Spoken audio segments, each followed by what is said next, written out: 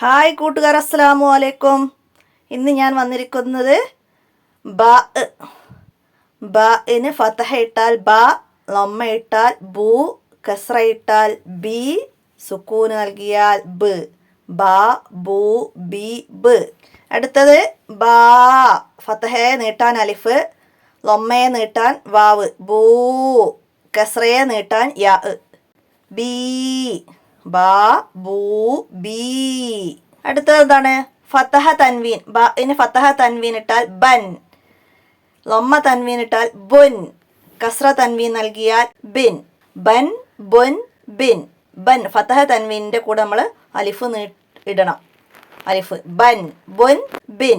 ലമ്മ തൻവീനും കസ്ര തൻവീനും വേണ്ട, ഫതഹ തൻവീൻ ആവുമ്പോഴാണ് അലിഫ് ഇടേണ്ടത്.